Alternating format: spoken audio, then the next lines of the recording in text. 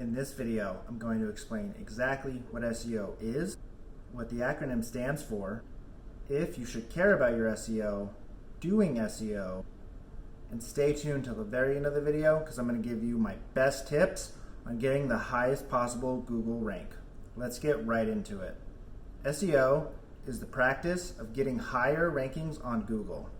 There are other search engines, but Google has a 90% market share, so Google is all we focus on. SEO stands for Search Engine Optimization. To say that in English, it means to convince Google to show your website more often for search.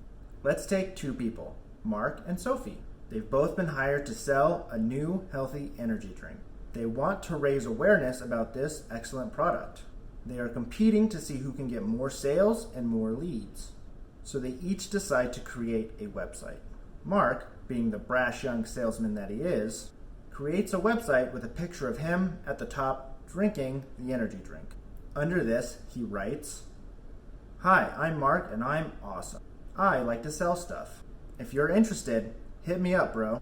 After this, he writes a really long sales letter talking about how awesome he is, and if you want to be awesome, you should buy this energy drink.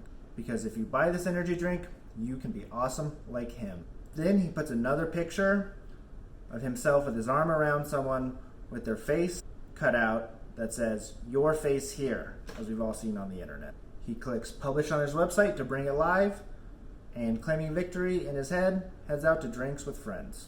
Sofie, on the other hand, she just read a book on SEO, so she decides to implement some of the ideas that she just read about. She too creates a website, but instead of a picture at the top, she places 5 reasons Sofie's drink is the healthiest energy drink.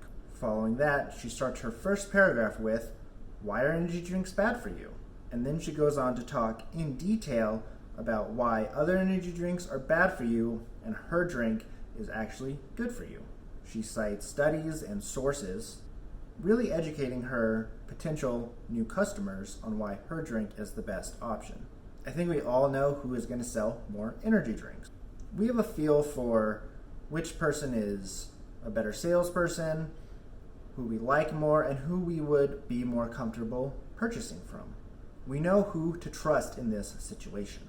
Now you're probably saying, well, yeah, it's obvious Sofie is the better person to buy a healthy energy drink from. And I would agree. However, robots have no feel for such a thing. The Googlebot has no inherent knowledge of how humans are trustworthy or not trustworthy or likable or not. SEO is the practice of showing Google that you are the trustworthy person, that you are the one people should buy from. When we perform SEO, we are trying to give Google that same feeling you just had about Sofie and Mark. Should you care about your SEO?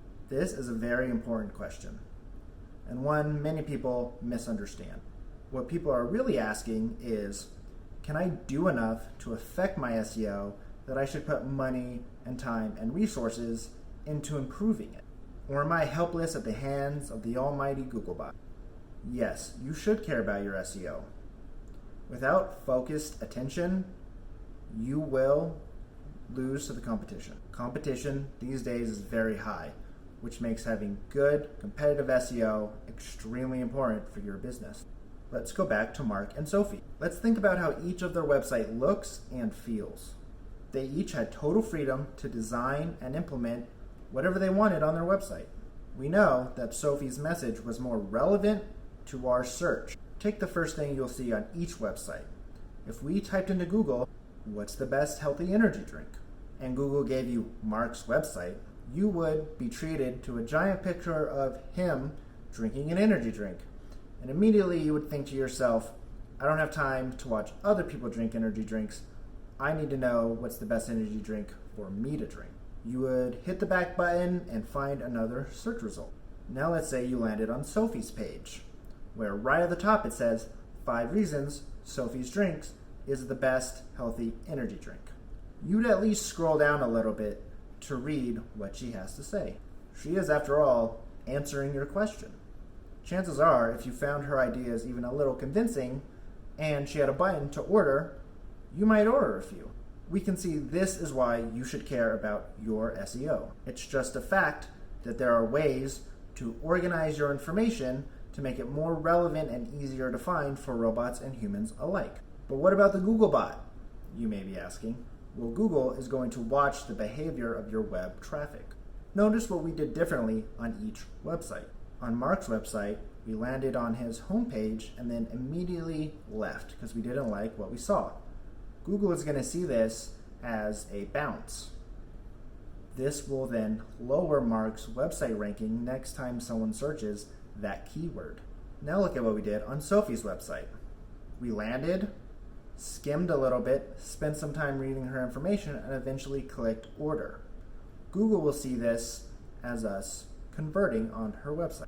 Google would then determine that Sofie has an excellent website to show people when they search what's the best healthy energy drink.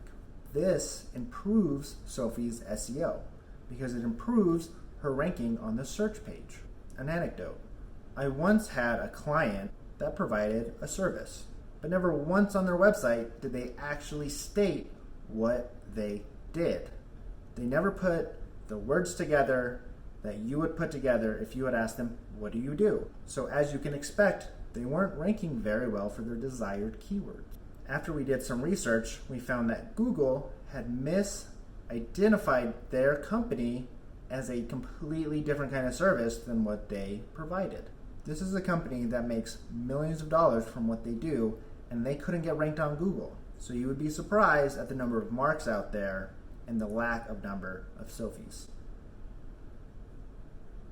This brings us to another question many people ask. Are keywords important?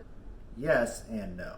The client I just told you about, they didn't have the correct keywords on their website. Google had no idea what to rank them for. They had strong SEO, but that SEO was being wasted on searches they didn't want to show up for. So keywords are important because they tell Google what you want to rank for. They are, in a way, like street signs that tell you where to go, but they don't inherently improve your SEO score. So talk about your company and what you do in plain terms as early as possible on your website. However, the more keywords you put on your website, not necessarily the higher your SEO score will go. So now you've made it to the end of the video. I will give you my 2 best tips for ranking number 1 on Google. It's 2 things: be relevant and be organized. Mark lost the sales battle because he wasn't relevant to his customers. He also didn't organize his information very well for Google. Sofie, on the other hand, let you know right away that her information was relevant to you. She also made it easy for Google to understand that as well, as the first thing the human and the bot read on her website was about her energy drink. Google bots read from top to bottom. So the first information they find, they categorize as the most important information. And Sofie designed her website so that the most important information was at the top. Therefore, she was not only relevant, she was also well organized. I hope that helped. Please leave a comment below if you have any questions about SEO or if you found this analogy helpful. See you next time.